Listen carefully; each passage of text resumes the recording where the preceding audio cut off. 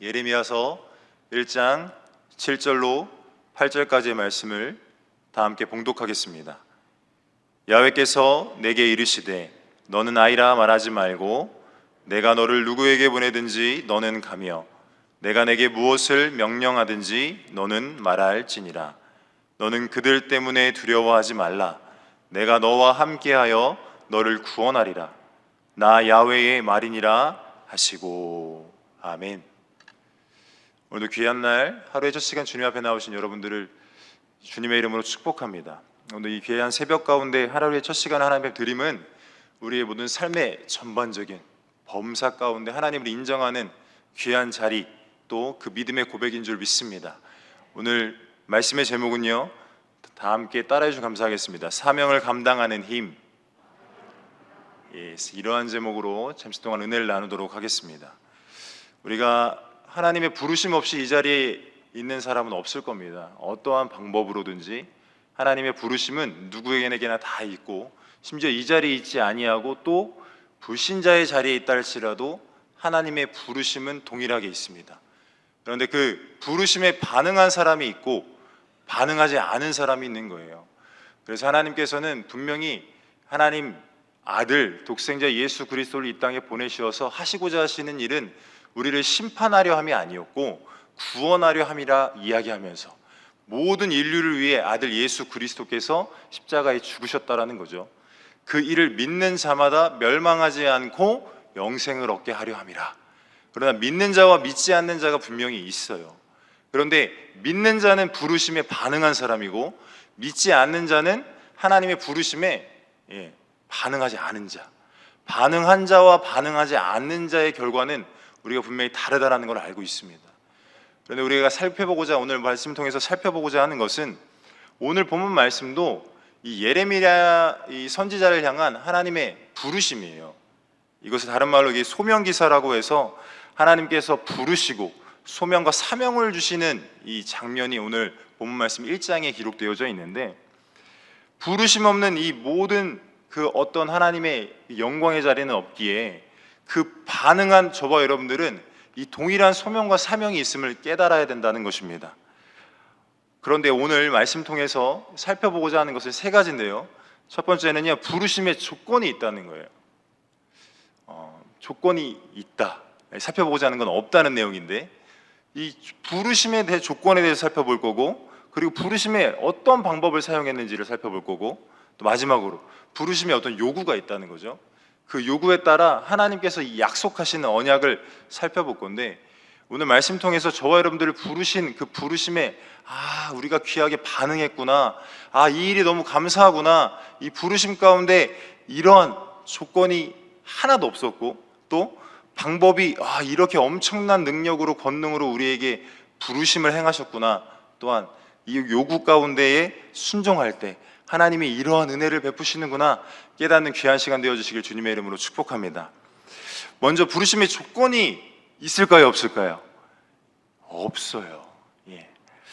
자격이나 조건에 따라서 저와 여러분들을 부르신 게 아니라, 어떤 사람이 이렇게 생각할 수 있어요. 지혜로운 사람, 똑똑한 사람, 스펙이 있고 부자여야 하고 어떤 분야에 성공한 사람이어야만 하나님의 영광을 드러낼 수 있지 않을까? 그렇지 않다라는 거예요. 저와 여러분들의 그 어떤 부르심의 자리는요, 어떠한 조건이 있지 않았다라는 겁니다. 실제 선지자들 중에서도 대단한 사람이 없고 우리가 선호하는 어떤 직업군이나 어떤 대단한 어떤 스펙을 갖췄던 사람이 아니라 하나님의 부르심의 조건은 단 하나도 없었고, 그런 어떤 조건에 반응한 사람, 아무 조건 없이 부르신 그 부르심에 반응한 사람들을 하나님이 사용했다는 거예요. 제자들을 볼 때도 대단한 사람이 없었잖아요. 마태복음 4장에 베드로와 안드레 또 야고보와 요한을 부를 때 그들의 직업은 어부였습니다. 그 당시에 그 어부의 직업은 나름대로의 전문직이었지만 별로 선호하는 직업 중은 아니었어요. 그런데 하나님 뭐라 말씀하시죠? 내가 사람을 낚는 어부가 되게 하겠다. 하나님의 부르심의 어떤 조건은 있었던 것이 아니라 하나도 조건을 따지지 아니하고 저와 여러분을 부르셨다라는 거예요. 오늘 본문 말씀 나오진 않았지만 5절 말씀을 제가 읽어드리면 이렇게 되어 있습니다. 내가 너를 모태에 치기 전에 너를 알았고 내가 배에서 나오기 전에 너를 성별하였고 너를 여러 나라의 선지자로 세웠노라 하시기로. 그가 이미 지어지기 이전부터 하나님은 계획하셨습니다. 그가 만들어지기 전에, 모태에서 만들어지기 전에, 배에서 나오기 전에 이미 부르심에 어떤 조건이 필요 없이 하나님은 계획하셨고 그 뜻을 이루어 가셨다라는 거예요. 저와 여러분도 동일한 겁니다. 하나님이 우리를 부르신 건요, 어떤 조건이 있어서가 아니에요. 외모가 출중해서, 또 어떤 좋은 대학 이런 게 전혀 아니라, 그 부르심의 조건은 어느 것 하나 따지지 아니하고 하나님의 계획 속에 이루어짐을 믿으시길 주님의 이름으로 축복합니다. 그런데 중요한 건요, 21세기를 살아가는 우리는요, 하나님 앞에 뭔가 좀 잘 돼야 하나님 앞에 나아갈 수 있다고 생각해요. 어떤 어려움이 있으면 하나님 앞에 나아가는 것 자체가 부끄럽다라고 생각해요. 그렇지 않습니다. 우리 고등학교에서 대학으로 많이 올라갈 때 제가 청년부를 담당해보고 교회학교를 담당해보니까 고3 때 이 기도 제목을 내잖아요. 그래서 이런 대학 저런 대학 목표를 하고 이런 대학 갔으면 하는 마음에 기도하고 있습니다. 기도해 주세요. 그런데 수능이 끝나고 대학 입시 과정이 다 끝나고 나서 어떤 보면은 이렇게 돼 있어요. 어떤 청년으로 올라가는 신입생 청년들은 열심히 참석하는 친구들이 있는 반면에 그렇지 않은 친구들이 있어요. 그래서 그렇지 않은 친구들을 신방하거나 따라가다 보면 이유는 딱 하나예요. 내가 원하지 않은 대학에 갔다는 거예요. 내가 목표로 했던 대학, 기도 제목에 내어놨던 대학에 들어가지 못했다라는 거예요. 그래서 교회 나가기가 부끄럽대요. 여러분, 하나님의 부르심에 부끄러움이 있습니까? 없어요. 설령 우리가 어떤 좋은 대학을 목표로 했을 때 그 대학에 못 간다 할지라도요, 하나님의 부르심은 변한 게 없어요. 우리의 기준과 우리의 생각, 우리에게 요구하는 바가 그 정도 수준이었지, 하나님은 너 자체를 원하시는, 저와 여러분 자체를 원하시는 그 부르심인데, 우리는 어떻게 판단하는 거죠? 남들에게 보이기. 그럼 그게 신앙의 올바른 모습이겠냐 이겁니다. 왜 부르심의 조건을 우리가 스스로 만들어서 내가 이 정도 성공해야 하고 이 정도 인정받는 자리에 갈 때만 하나님의 부르심에 반응해야 되는 것처럼 잘못 생각하고 있을 수 있다는 거예요. 다시 말하면 본질이 아닌 것들을 추구하며 하나님의 본질을 잊어버리는 저와 여러분들의 삶의 모습이 절대 있어서는 안 됨을 깨달으시길 주님의 이름으로 축원합니다. 하나님의 부르심은 조건이 있어요, 없어요? 없어요. 그 부르심 자체에 반응할 수 있는 저와 여러분 되시길 주님의 이름으로 축원합니다. 그런데 여러분, 우리가 좋은 스펙이나 좋은 직업이나 좋은 집, 차, 옷, 가방, 여러 가지 액세서리들 여러분 있다고 나쁜 것은 솔직히 아니잖아요. 그래서 성경은 뭐라고 얘기하는지 아십니까? 이 모든 것이 저와 여러분들에게 주어지면, 이 모든 것이 영적인 질서 안에 하나님께서 누리시게 하는 것이라면 마음껏 누리시길 주님의 이름으로 축원합니다. 우리 전도서 5장 19절 말씀 부탁드렸는데요, 우리 다 함께 봉독하겠습니다. 또한 어떤 사람에게든지 하나님이 재물과 부유를 그에게 주사 능히 누리게 하시며 제 몫을 받아 수고함으로 즐거워하게 하신 것은 하나님의 선물이라. 아멘. 어떤 부르심의 조건은 따지지 않지만 우리가 누리고 있는 이 모든 것 자체가 누가 주셨다고요? 하나님이 주신 거예요. 하나님의 선물임을 인정하면 절대 문제될 게 없다라는 거죠. 그런데 문제는 그것이 하나님이 준 게 아니라 내가 갖췄다고 생각하는 거예요. 내가 얻어냈다고 사는 거예요. 생각하는 거예요. 여러분이 살고 있는 집, 여러분들이 심지어 우리가 열심히 공부해서 좋은 대학 나와서 좋은 직장 취업해서 이만한 것들을, 이 부와 어떤 명예를 누린다, 이것이 내가 했다고 생각하는 것 자체가 교만이고 그것이 실수이지, 하나님의 부르심의 조건은 다 하나도 없었음을 기억하는 저와 여러분 되시길 주님의 이름으로 축원합니다. 그러나 우리가 우선순위만 분명히 하면 하나님께 나아가는 이 신앙의 자리가 절대 흔들리지 않을 수 있다는 것 믿으시길 주님의 이름으로 축복합니다. 그래서 하나님께서 우리를 부르실 때는 이와 같은 목적으로 부르셨다라고 이야기를 하고 있습니다. 고린도전서 1장 26절로 29절의 말씀을 다 함께 봉독합니다. 형제들아, 너희를 부르심을 보라. 육체를 따라 지혜로운 자가 많지 아니하며 능한 자가 많지 아니하며 문벌 좋은 자가 많지 아니하도다.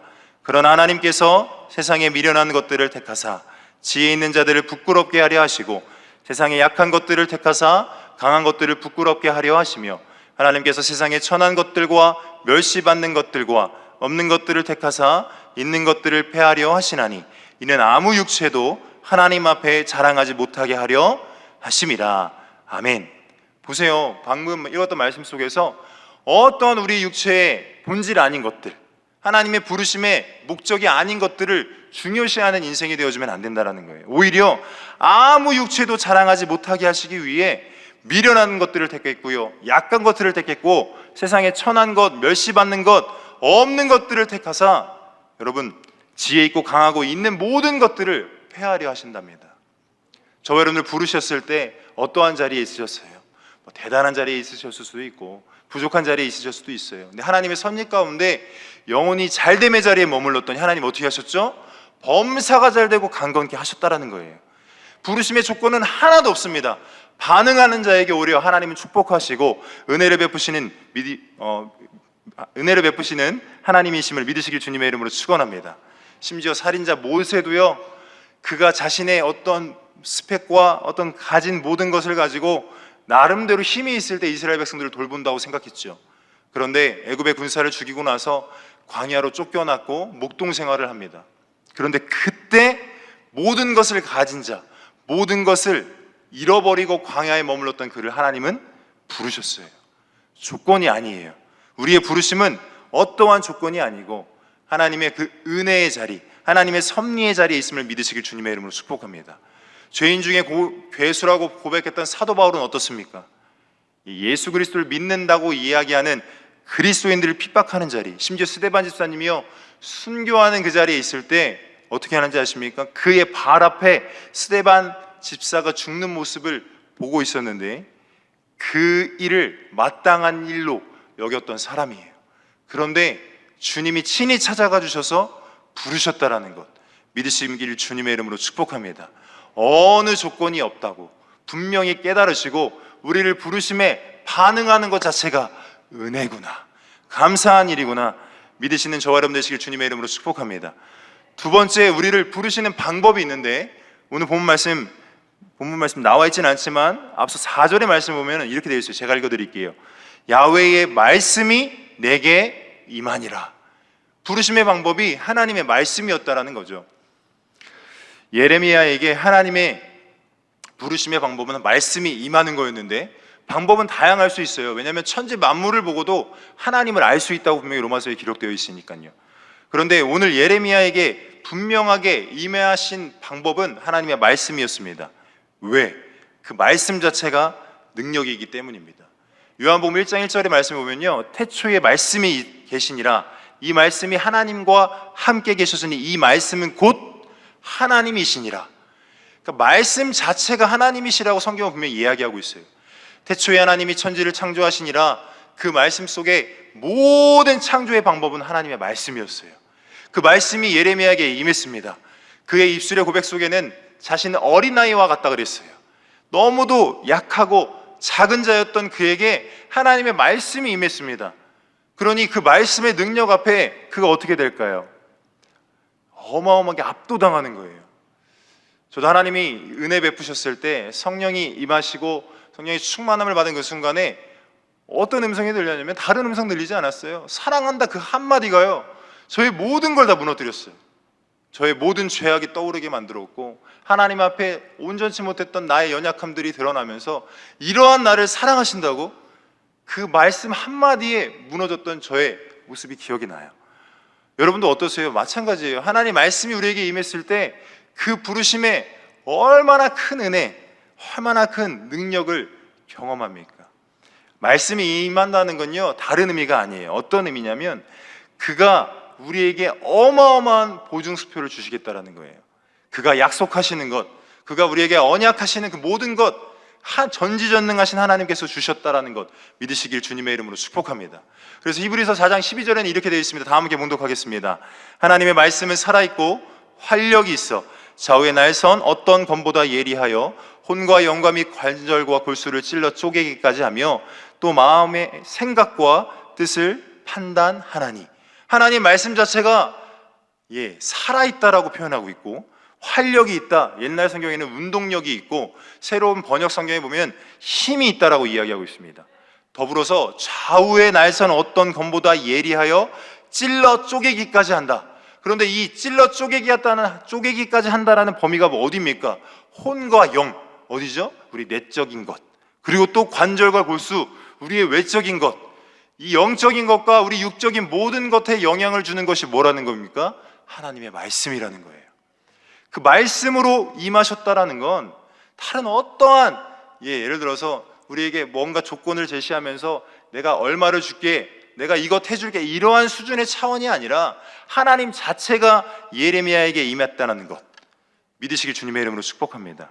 여러분도 경험하시지 않았습니까? 우리가 낙심하고 영적인 침체, 어쩌면 실론표에 빠져있는 그 순간에 주님 말씀 한마디면 다 되잖아요. 상황 변한 거 없는데, 환경 아무것도 변한 거 없는데 왜 그렇게 힘이 납니까? 주님 말씀의 능력이에요. 예레미야도 마찬가지예요. 저는 어린아이와 같아서 말할 능력이 없습니다. 그런데 하나님의 말씀이 임하여서 약속하시는 거예요. 그 말씀 자체의 능력이 그를 사로잡고 그 능력 앞에 힘을 얻은 예레미야는요, 무엇인들 못하겠습니까? 여러분, 이 권능, 이 말씀의 힘 경험해 보지 않으면요, 예측할 수도 없고 알 수도 없습니다. 하나님이라는 존재의 강권적인 역사가 이미 저와 여러분들에게 주어졌음을 믿으시길 주님의 이름으로 축원합니다. 이러한 말씀의 능력이 실질적으로 임했을 때, 그러나 예레미야도 사람이었기 때문에 앞서 말씀드렸던 것처럼 그가 이렇게 얘기하는 거예요. 현실을 바라보고 또 환경을 바라보며 이렇게 얘기해요. 슬픕니다.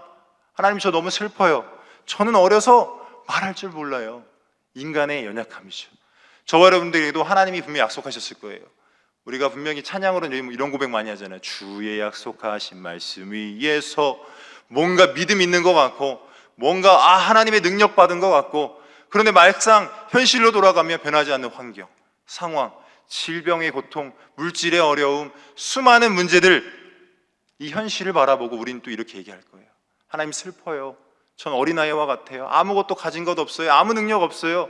그런데 하나님이 다시금 우리에게 이야기하시는 것, 이 부르심의 세 번째 요구하심이 있어요. 그것이 무엇이냐면 오늘 본 말씀 7절의 말씀인데요, 우리 다 함께 다시 한번 봉독하겠습니다.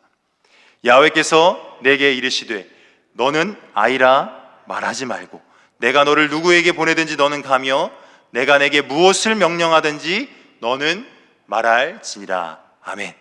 여기서 보니까 엄청나게 좀 약간 어떻게 보면 좀 강압적이라고 할 수 있는 표현이 나와 있는데, 우리가 그 예레미야가 나는 아이입니다, 어린아이와 같습니다 라는 고백하지 않습니까?